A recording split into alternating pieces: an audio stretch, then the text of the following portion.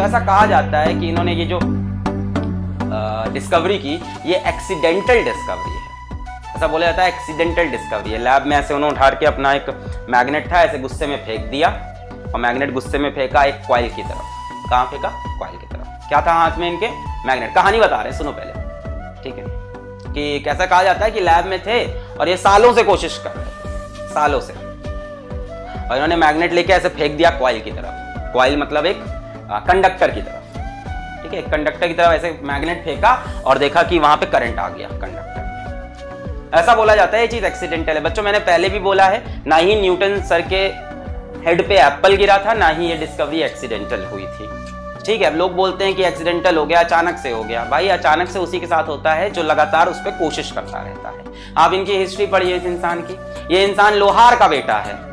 इतनी inspiring story है Michael Faraday की। ये एक ब्लैक स्मिथ, एक लोहार के बेटे थे, गांव से निकले थे, है ना, मतलब बहुत ही छोटे इंसान थे। बस इन्होंने बुक बाइंडिंग का काम स्टार्ट कर दिया। बुक को जोड़ा जाता है ना, बाइंड करते हैं ना बुक को, फटी बुक को, वो काम करना स्टार्ट कर दिया। मतलब इतने गरीब थे ये, बुक की बाइंडिंग कर रहे थे, लोहार के बेटे थे ये।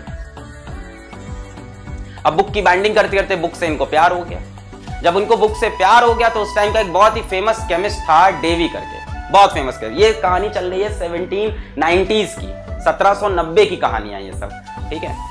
ये डिस्कवरी इन्होंने 1830 के आसपास की है, बहुत पुरानी डिस्कवरी है। तो इन्होंने बुक का, इनको शौक हो गया, ठीक है, बुक बाइंड करते थे, इन्होंने बुक पढ़ना स्टार्ट किया और इन्होंने अपना करीब 250-300 पेज का एक पूरा आर्टिकल लिखा इसी चीज पे, है ना, इसी चीज के बारे में, इलेक्ट्रोमैग्नेटिक थ्योरी के बारे में, केमिस्ट्री, बेसिकली केमिस्ट्री के बारे में लिखा था, क्योंकि जो हमारे डेवी साइंटिस्ट थे वो केमिस्ट थे, तो इसके बारे में भी लिखा था। और बेसिकली केमिस्ट्री के लिए, उनको इंप्रेस करने के लिए पूरा केमिस्ट्री पे इन्होंने, भाई ये पहले केमिस्ट थे, इनकी कहानी भी अलग है, केमिस्ट्री से फिजिक्स में स्विच की है।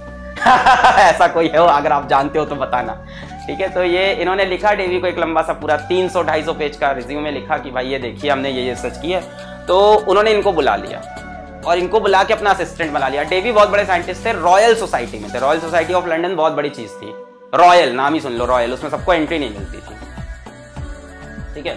तो रॉयल सोसाइटी में इनको बुला लिया गया।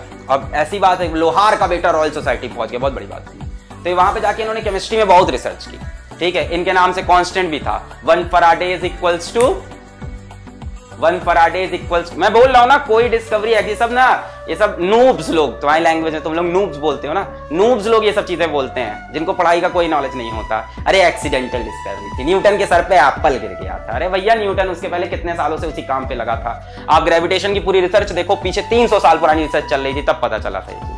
हाँ, 96500 कूलम, 1 फैराडे, इन्हीं के नाम का कांस्टेंट।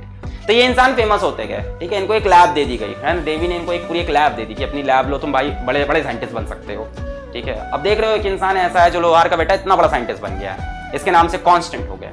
फिर ये आए अपने असली प्यार की तरफ, जो कि क्या है, मैग्नेटिज्म। ऐसी कहानियां हैं कि इनके जेब में हमेशा एक रिंग थी, जिस रिंग पे प्राइमरी कॉइल और सेकेंडरी कॉइल लिपटे हुए थे। ये स्टोरीज हैं। अब इसके बारे में कैसे 1730, 1790, 1800 की कहानियां कैसी जेन्युइन हो सकती हैं कि इनके पास कॉइल था और कॉइल के दोनों तरफ रिंग्स लिपटी हुई थी, प्राइमरी और सेकेंडरी, मतलब इसी तरफ रहते। खैर इस बीच इन्होंने एक और चीज के ऊपर रिसर्च की, कहां पे, कैपेसिटर के ऊपर इलेक्ट्रिक फील्ड की। भाई इलेक्ट्रिसिटी मैग्नेटिज्म जुड़ी हुई चीज है, अलग अलग नहीं कर सकते। फिर इनके नाम से एक और यूनिट पड़ गई जो तुमने इस साल पढ़ी, कौन सी unit? What is the unit of capacitance? What is the unit of capacitance? अब यहां बच्चों को इंटरेस्ट है शादी हुई कि नहीं इनकी। अरे मर जाओ तुम लोग, आ गए, इनकी शादी हुई कि नहीं, गर्लफ्रेंड थी कि नहीं इनकी। फैरेड, है ना, 1 फैरेड पढ़ा था हम लोग ने। फैरेड किसकी यूनिट थी? कैपेसिटर की। इन्हीं के नाम पे एक और यूनिट पढ़ी। फिर इन्होंने क्या कहा कि यार अब केमिस्ट्री बंद करते हैं, तो इन्होंने अपनी सरकारी जॉब छोड़ दी। आप देखते हो यहाँ क्या चलन हो रखा है इस टाइम सोसाइटी में, मतलब गवर्नमेंट जॉब मिल जाए तो इंसान पागल हो जाए कि सरकारी जॉब, भाई सरकारी जॉब है बढ़िया, कैसे छोड़। इन्होंने सरकारी जॉब छोड़ दी। इनके पापा ने कितना ही डांटा होगा इनको। इन्होंने सरकारी जॉब क्विट कर दी, लैब भी क्विट कर दी। इन्होंने एक्सपेरिमेंट्स किए मैग्नेटिज्म के ऊपर। 13 साल के एक्सपेरिमेंट के बाद इन्होंने ये ब्रेक थ्रू लाया कि अगर magnetic flux through a coil change होता है तो इंड्यूस्ड ईएमएफ प्रोड्यूस होता है। ये इनकी फाइनल रिपोर्ट थी। अभी कोई करंट इस तरह से बनाने का सोचा ही नहीं। ये उस जमाने की बात है जब करंट बैटरी से बनाया जाता था, केमिकल एनर्जी से। ये इन्होंने मैकेनिकल एनर्जी से करंट बना दिया। बहुत बड़ी रिसर्च। कैसे किया हो देखते हैं। कहा जाता है कि भाई ये एक्सीडेंट है। बोलो ये एक्सीडेंट हो सकता है? ये एक्सीडेंट होगा। ऐसा इंसान एक्सीडेंट करेगा?